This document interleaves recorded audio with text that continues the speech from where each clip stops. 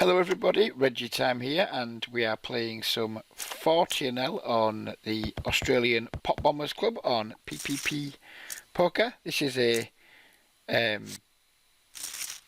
webcam session because quite a lot of weird people appear to want to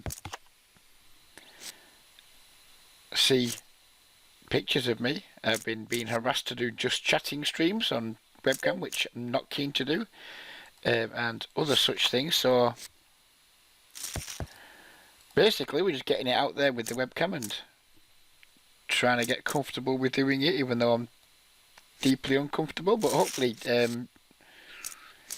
I won't get too badly trolled for my it's feeling tight today. I say my excessive chins, but feeling tight on the chin count today. Letting the ace-5 go here. I'm not deliberately looking away from the camera, by the way. Like, my laptop's here, but the monitor I play on is here, so I'm looking this direction. I play on my bigger monitor so I can have bigger tables to help with my ailing eyesight.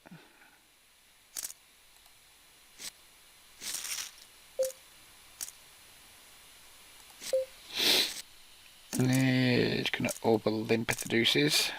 Trying to play tighter and more aggressive than I have lately after Wednesday's shambles, and then making a post to the Facebook group where I kind of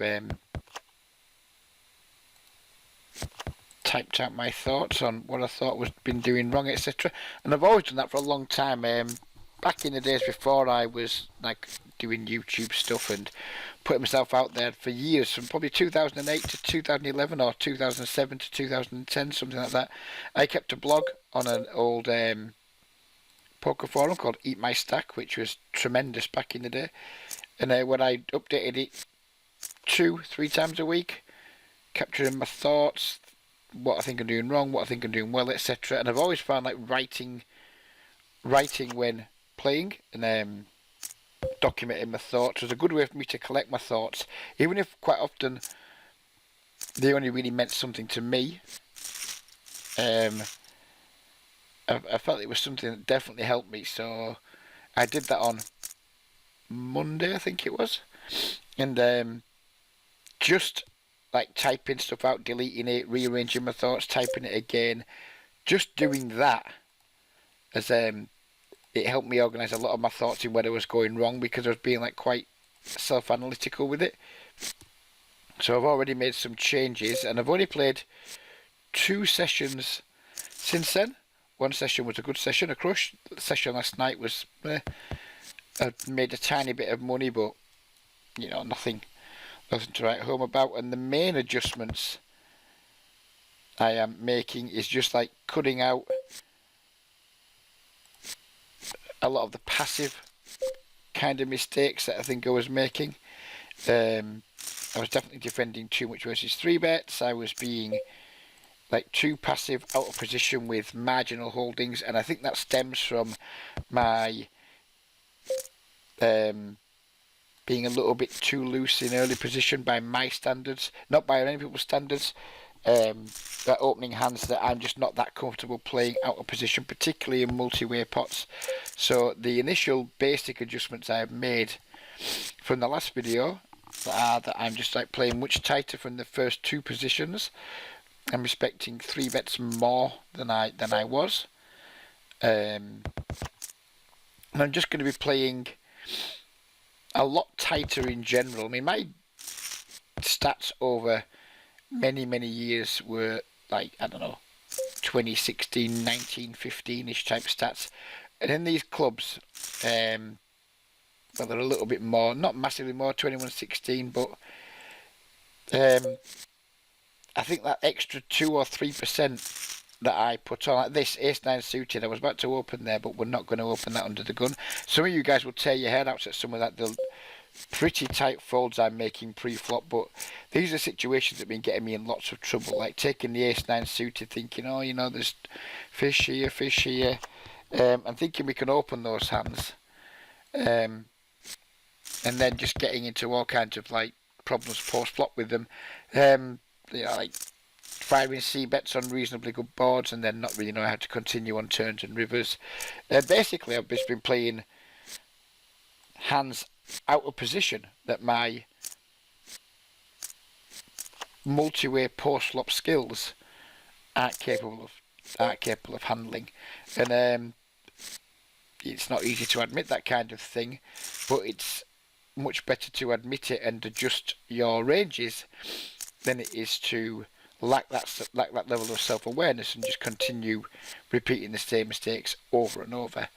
I'm just a born nit, really. And then, you make videos, you talk to people, you talk to a lot of people in poker, and you kind of think, oh, maybe you should be a bit looser, maybe you should be a bit looser, maybe you should try and do this and that and the other. It rarely works out for me. When I try to play a little bit looser and what have you, like play wider ranges pre-flop, it rarely works out well for me. And to be honest, I think it rarely works out well for lots of people, if I'm being completely honest. I think lots of people play way more hands than their post-up skills dictate they should play. But there's a lot of ego involved, isn't there? And I think that's what's been going on with me for a little while now. Just trying to take more hands than I should and try and turn them into winners. So for the next few sessions at least, we're going back to like old school Reggie. I'll expect my VPIP to be no higher than 18% probably. And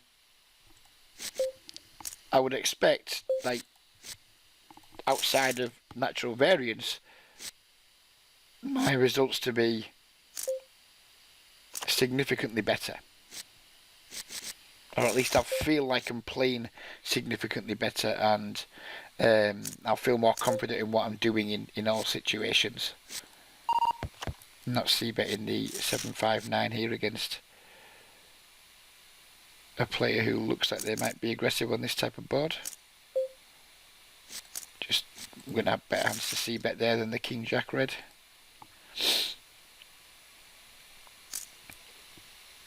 Tables aren't great, to be fair. When I started them, they were good tables, but all of a sudden, I wouldn't normally sit this table, but we ever do with a 70 odd VPIP, so we had to. This table's fine, but this guy's lost chips, which is a bit of a pain, but never mind. This table's pretty good though still. I'm happy with this table. We'll see what happens with this guy, but overall, tables don't look too great. I've slightly modified my colour coding of players too. Red and orange both mean regular.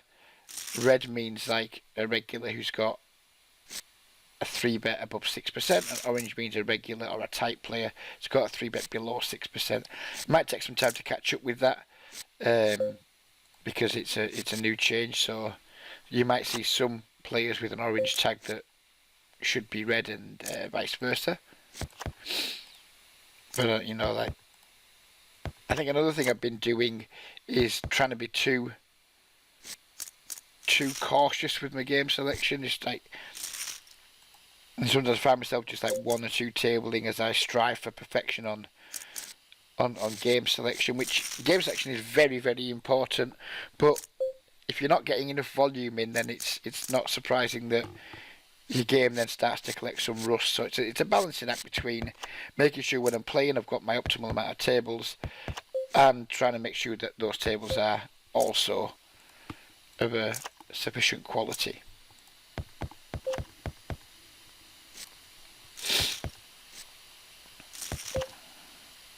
Just going to keep checking the 10-8 here. I think the 8's going to be a little bit too thin. We could probably just make a small bet on the river, but I wouldn't be surprised to get called and lose, but I don't think it hurts to bet this river for one blind with third pair.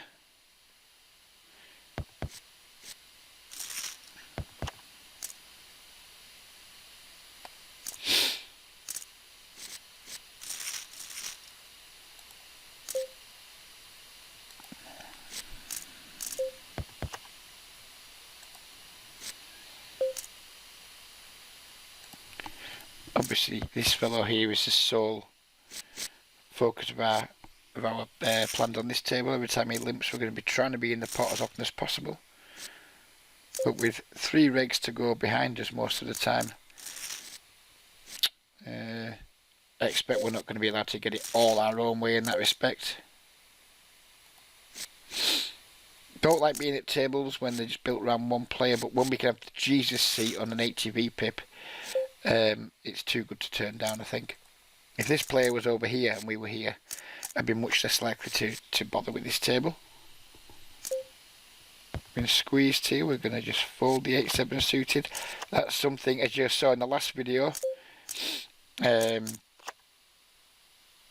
I was like calling way too many 3-bets with these types of hands. It worked out well in the last video, but we're not going to be doing it going forward. This guy's c-bet into us, but he's got an absurdly high c-bet of 80%, so we can't go anywhere just yet with our top pair. If another large bet goes in on the turn, I'll be much less confident with the situation. Not going to bet here. Getting raised would really, really suck. I think given the line we've taken, we may have to call the river. Now it's just a matter of do we value bet or not. I think we can go like 270. Try and target like a king or something like that. We're going to value on ourselves some of the time. We get the check raise, which makes absolutely no sense. Damn, I wish I'd check back now. This check raise just makes no sense, so bet flop. Check turn, then check river. I'm sorry, I'm going to have to see this one. It doesn't make sense. I'm going to have to see this one. Ace deuce. Wow, what on earth? How do you check raise ace deuce there? That is bonkers. It didn't make sense, and he turns up with like the thinnest of thin value hands, where he literally never gets called by worse. That was yeah, that was odd. Gonna go with a c-bet here on a board that's good for our range, where we have no showdown value but some equity.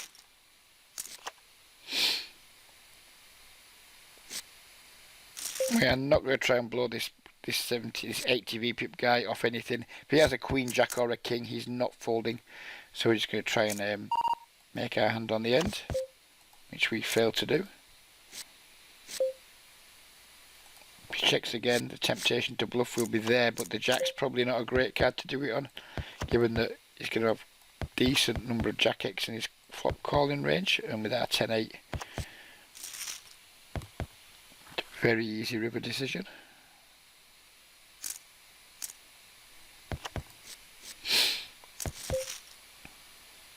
Ace deuce check raise.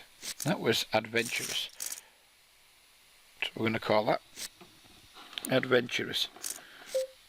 My tea's gone cold. Corbin though, still loving our Jeremy, even though he's not in power anymore, and kind of never really was. Oh. Definitely the best Prime Minister England never had in my lifetime. Oh! That's gone fucking warm as well. It's sitting behind my computer where it's been blasting hot air out. That was not nice. That was not, won't be drinking much of that for the remainder of the video. I can promise you that. Unless maybe it'll get back to room temperature quickly enough, who knows. Not a good flop here. Against somebody with a fold to c-bet of less than 50%, we'll just be checking.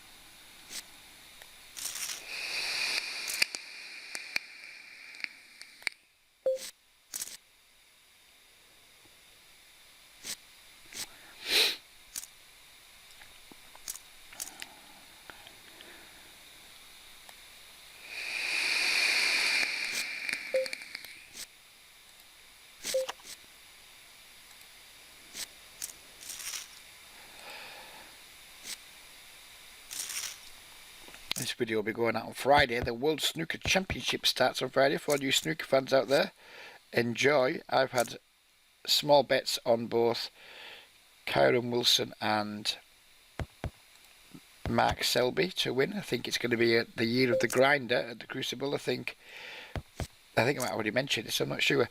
But in case I haven't, in case I was chatting to somebody else about it, I think it's going to be the year of the mental game masters, and those two guys have they're like mentality monsters, aren't they? So hopefully we can get a deep run off one or both of them. I'm not even sure, I should have checked really. They might even be in the same half of the draw, which if they are, it's a little bit silly of me to bet on two people in the same half of the draw, but never mind.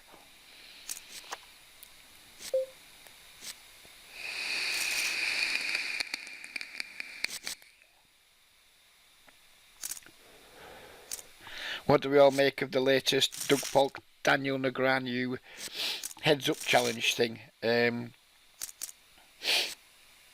It triggered me a little bit, to be honest, when I first saw it. I was like, fucking hell, Polk challenging. Like, he self-proclaimed and probably was the best heads up no limit player in the world a few years ago, and he wants to challenge somebody over 4 tables who doesn't play online very much, doesn't play heads up very much. I mean, he just issued a challenge that could never be taken up. I'm not sure why he issued a challenge that he knew would never be taken up, but it looks like Negreanu's trying to do some negotiating with him, so we might get a fun grudge match to sweat. I'm going to see a bit here. Ace Jack's likely to still be the best hand. Could probably use some protection against the types of stuff he has. If it's just in there with like a random 9-8 or something, we'd rather have him fold it. So I was a little bit triggered by it, but it seems like Negreanu's kind of picking it up and running with it a little bit, so it will be fun. If they do get it on, it'll certainly be a pretty big event in the poker world, especially if they stream it. I mean, if they just play it and they don't stream it, then be a little bit like, bleh, whatever, be a bit shit. But if they do pick it up, run with it and stream it, then I'm sure they'll get a lot of viewers. But not sure where what they could stream. Maybe WSOP they could stream it on. They're both in, I think they both live in Vegas, don't they?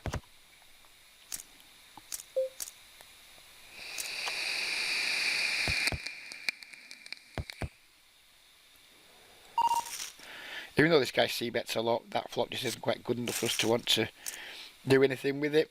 If it wasn't ace high, if it was like 8 high or something with 1 heart, I could have seen myself possibly making a play there, but not on the ace high flop. But this guy's going to get 3 bet here with the ace jack.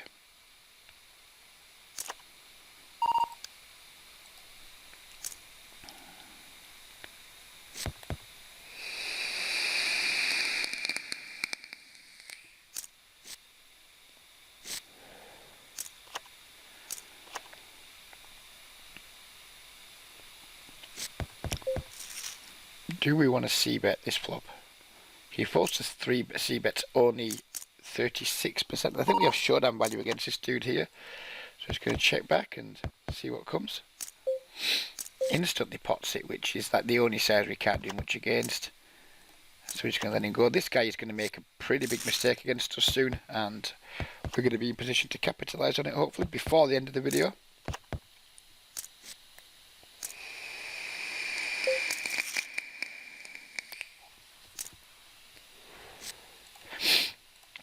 I'm going to keep 3-betting him, try and get isolated against him. Try and get him heads up as often as we can. I'm going to take exactly the same line as last time, only this time we're not going to fold the turn if he bombs.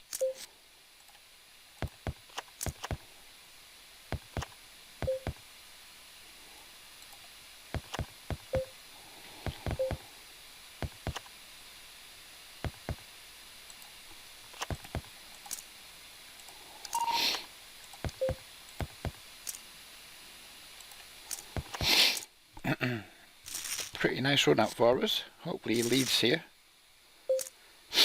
He does. Do we raise? That is the only question. Can he call with a worse? If we had a bigger kicker, I'd definitely be raising, but I think we're just going to knit it up and just call here. Jack 9 of diamonds. Thank you, sir. Nice for him to immediately make the mistake the very next hand after we suggest he might be about to make a mistake.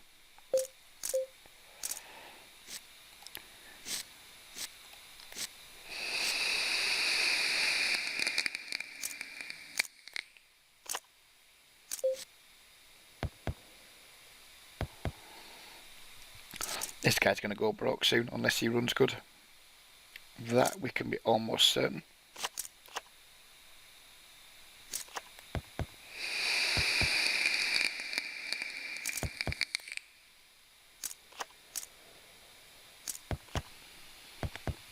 Oh, he turned the set. He did run good. That's good news for us.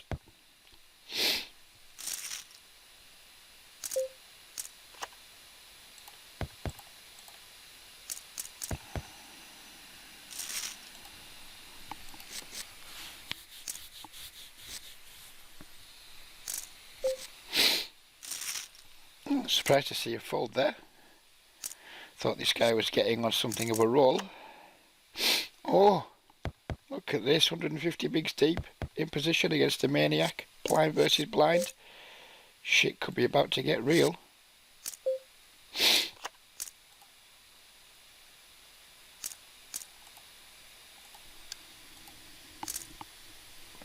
We already know he's not folding.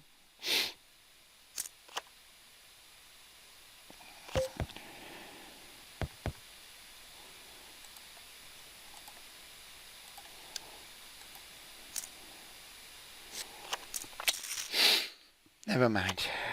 Never mind. Hoping for something a little bit more exciting than that.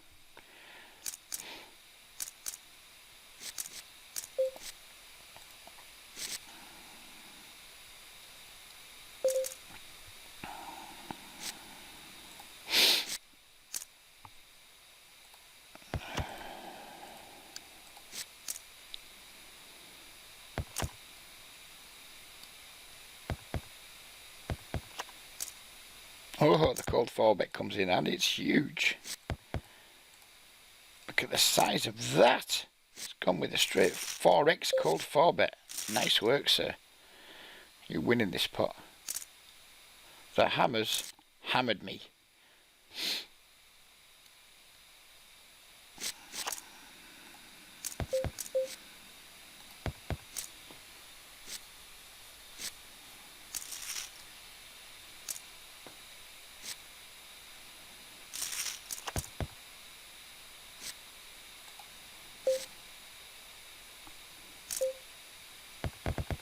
Sadly, we haven't been able to find a good spot against this dude yet, but fortunately, he's clinging on. He's losing his money, but it's still something there worth winning if we can find a good spot.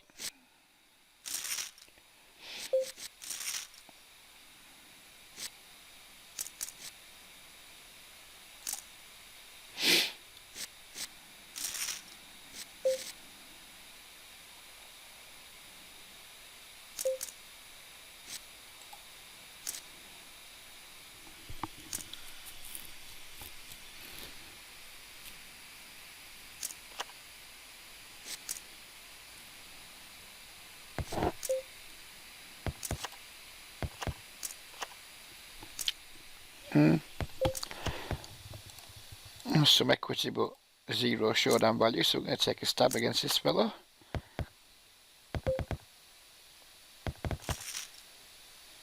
Not going to fire a second barrel.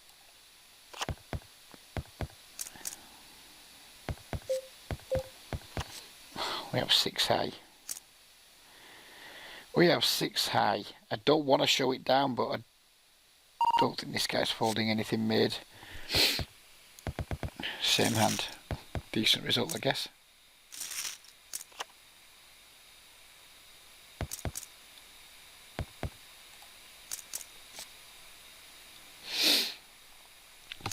Don't think we're going to be taking this to the 3-bet streets if this guy opens. I think we're just going to flat versus him and try and use our position to our advantage. Do we now go for the squeeze though? This guy doesn't fold to 3-bets, only got 34% fold to 3-bets. Still think it's a reasonable squeeze spot though. So we're going to take it.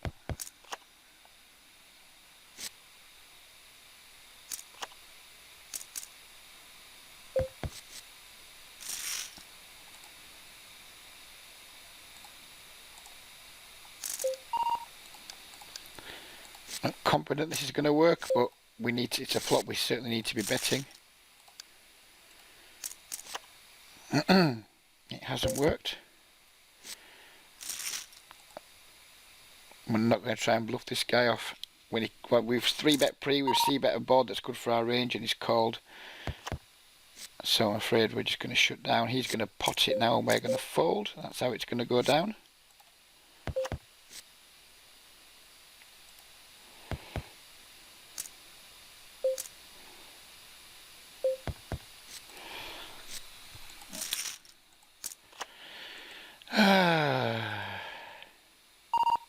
He doesn't bet, so that makes me think he's got showdown value of some description.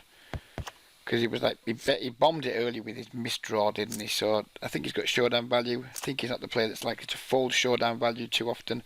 So we're just going to give up. Jack 9. What the actual fuck was that flop floor all about? Especially if you're not planning on bluffing. You know, confusing. Very confusing. But we'll take it. My reader is certainly off with him having showdown value though. That was for sure. Maybe he's just given up bluffing us. Who knows?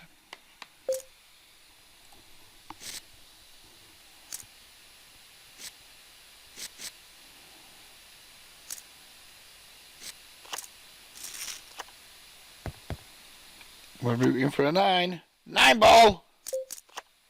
Nope. Still, we did okay out of him before he busted, so we can't complain too much.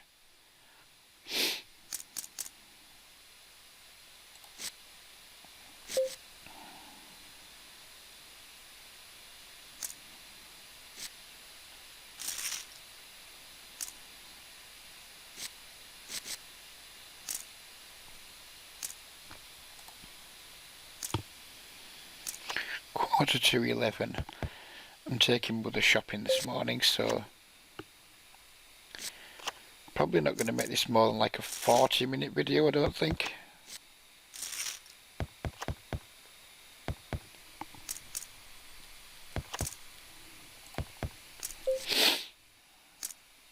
A couple of cold sores coming, they're quite annoying. I had to get some Zavirax whilst I'm out.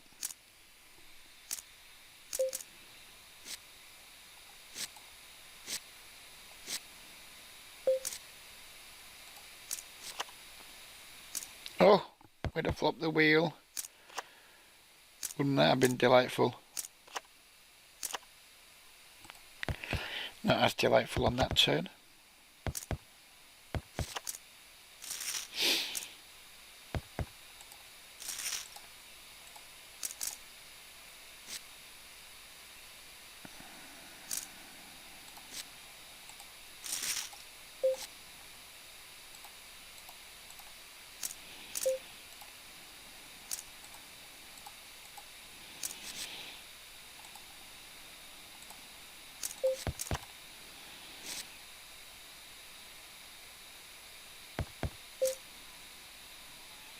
Hmm, 3% 3-bet.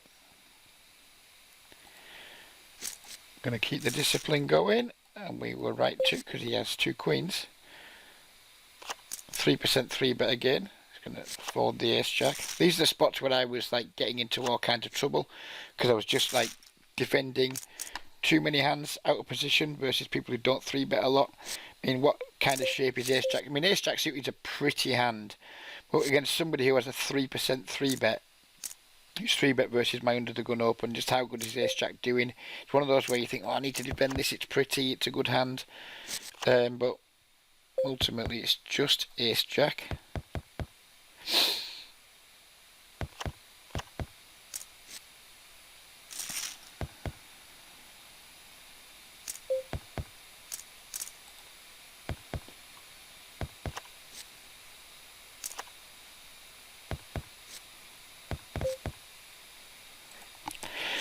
This table's a bit crummy now.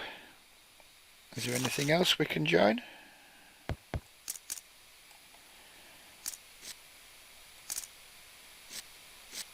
Take this one off screen and see if it's any good. This guy jams, we're just going to have to call once we open the king queen.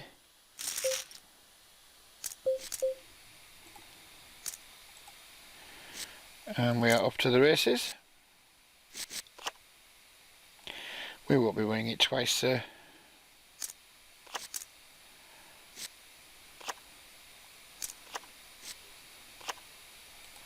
Happy days.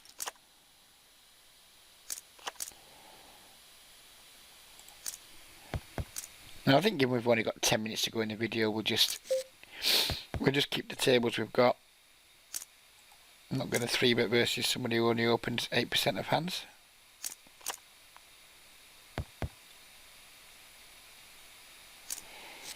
We get squeezed by Omar, who will not be fucking around here. We're going to fold, and we would have flopped the world.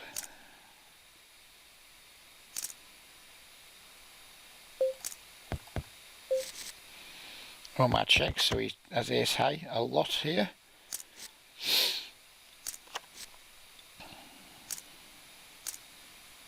He checks a second time, then very confident he's just in the ace king, ace queen part of his range.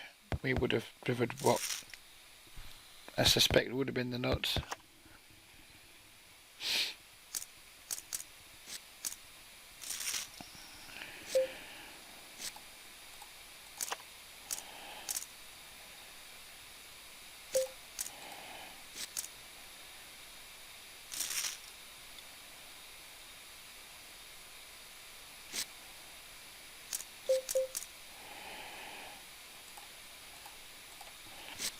This guy only 3-bets 4%, but we're deep and we have a hand that's nutted, and he's made it, well, he hasn't made it small, but given how deep we are, it's like pretty small relative to the pot. I think we have to peel one here, given we've flopped a good shot and a backdoor flush draw.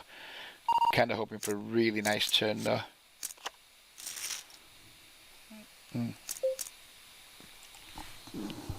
So we're double gutted here.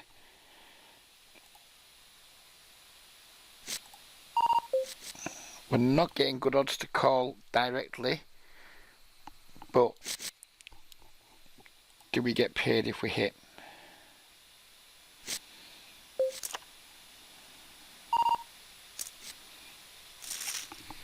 I just think he's very, very strong there. And I'm trying not to be too loose with my calling. That's definitely a call I would have made earlier in the week. I'd been like, would have lacked the discipline, made the call, missed, and then got annoyed with myself. We weren't getting the correct odds there. We needed like 30% equity to call that bet, I think. In like around 30% equity or so. And we had what? Maybe less than 20% equity. Assuming our pairs were no good.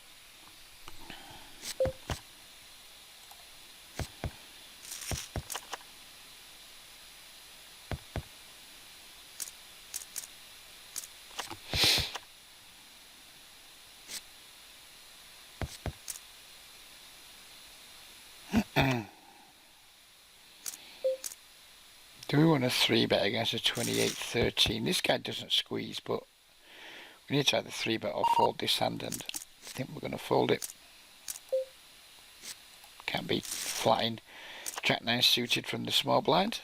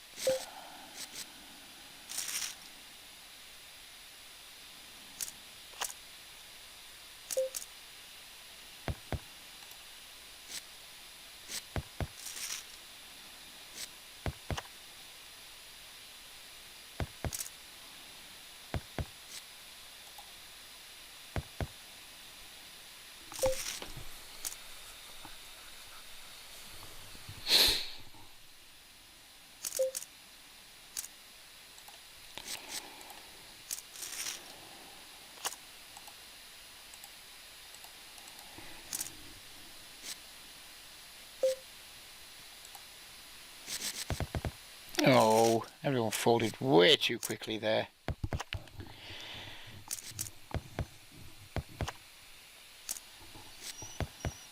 Oh, hello, we have action over here. The whale's gone with the check min raise on the deuce 5-3. He doesn't give a fuck, and he jams.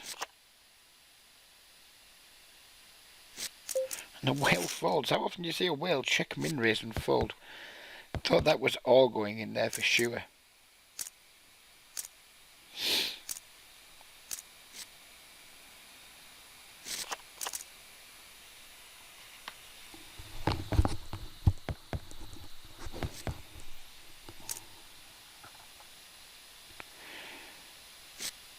How's this drink faring up? Is it? It doesn't feel as warm now. It's not great, but it wet the whistle. Really hurts on there though. Definitely need some Voltarol or Zavirac, sorry. Don't know what I need Voltarol for, I don't even know what it fucking does. Random words coming into my head.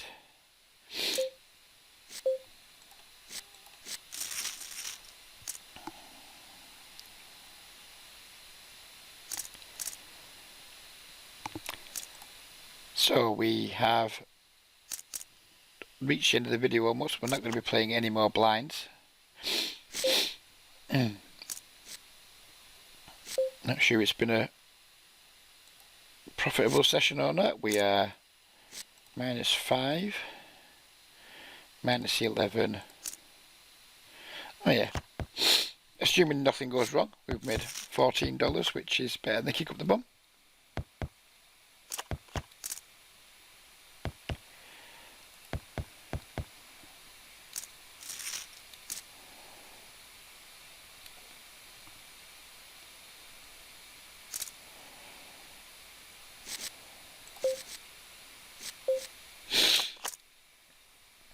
That was probably a mistake, snap holding the ace deuce. I am concerned that I'm prone to overdoing the nit stuff there, like, because I've got to like start the session with the focus, right?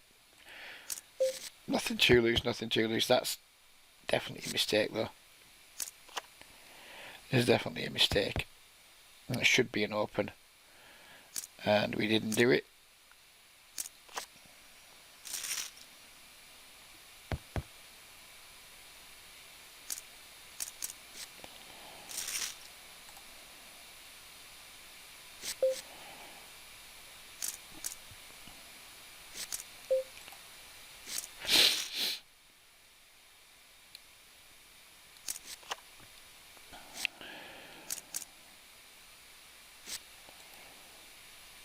So it looks like we're not going to get opportunities to joust with this fellow properly, but such is life.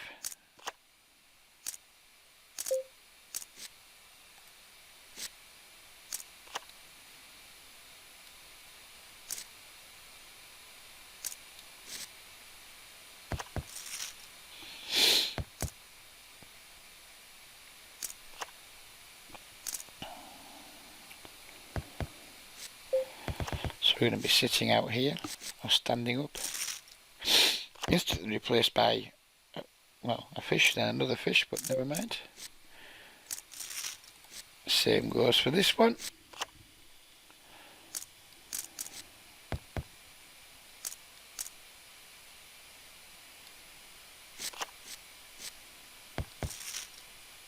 And we're going to get 2 more stabs at this guy, aren't we?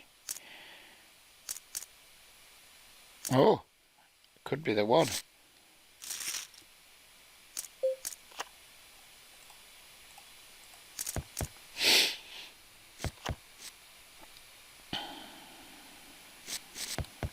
Nope, it wasn't. It wasn't the one. One last stab at the cherry.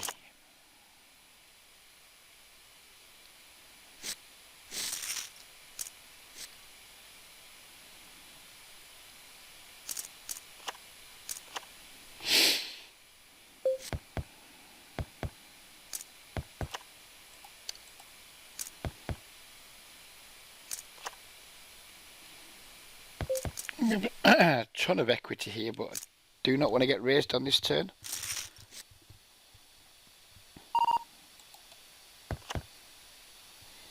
And then we have an easy river call or value bet if he checks.